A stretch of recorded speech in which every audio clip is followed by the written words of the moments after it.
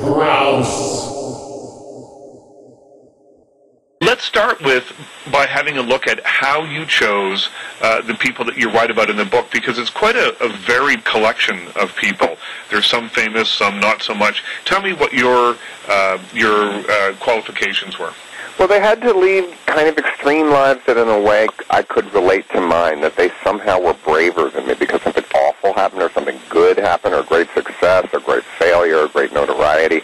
And it's really my memoir, so it's about me, but it's told through other people. So they had to relate to my life in some way, and I also wanted to be sure that I had not already written about them or used them in my one-man show, or I wanted new material.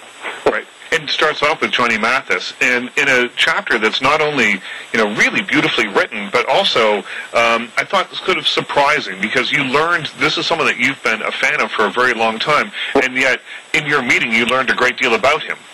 Well, I wasn't surprised when I met him, and I think he was a great gentleman. I think that we understood each other. It's funny, now I just finished a 3.5-week book tour in America where I think I did every radio station in the world, and every time I come out, they play Johnny Mathis records.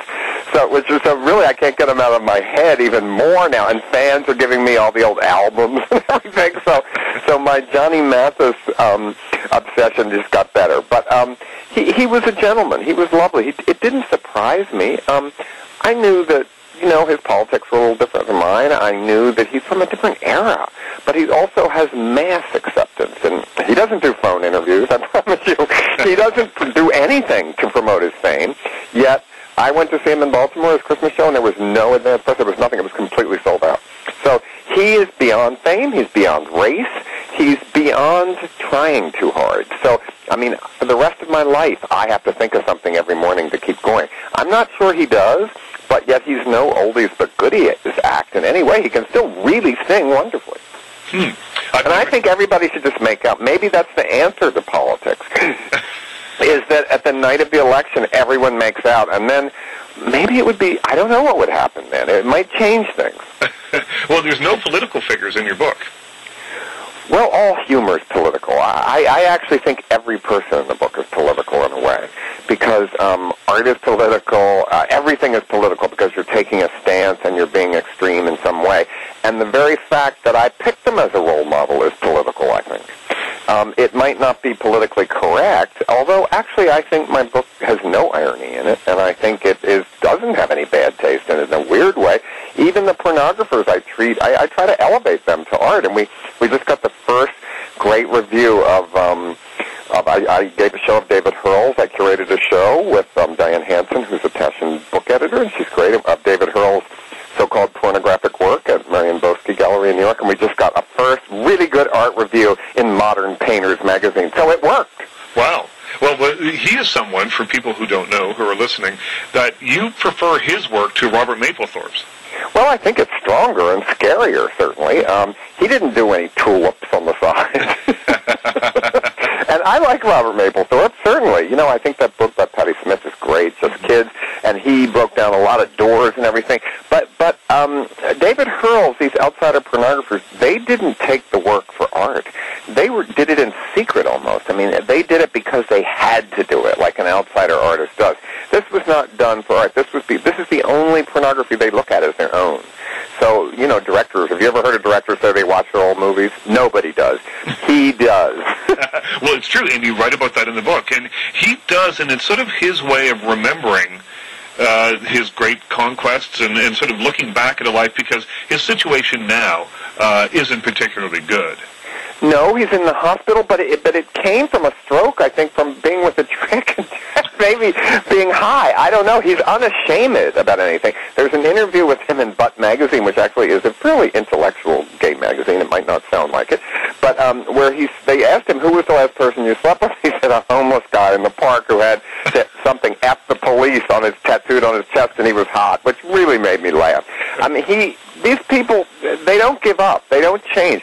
So in a way, they're saints of sordidness in a way. They gave up their life for this. Not that they should have, or I think it's a good idea, but it is fascinating to me to see people that go to this extremes for sexual taste.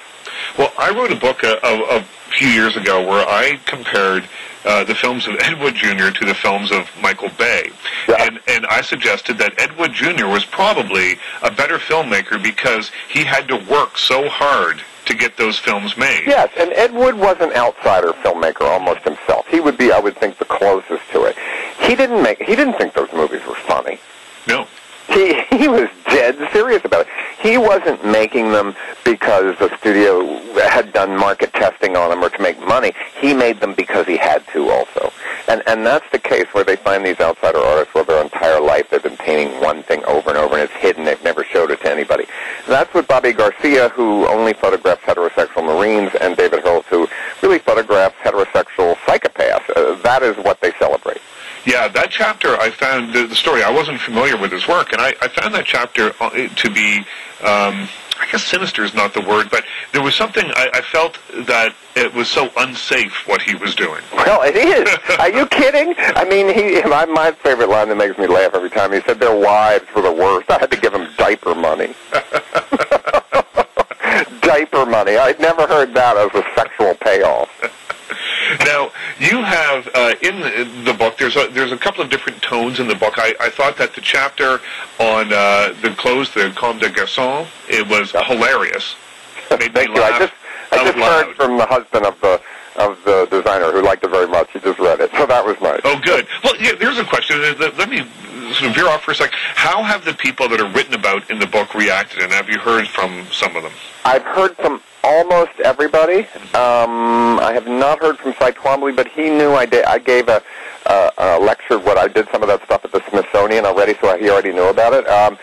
Everybody was really, really very favorable about it. Zorro's daughter, she sort of outed herself. She's let most of the people in her whole life had no idea about it, and she lets them read it, and they're speechless.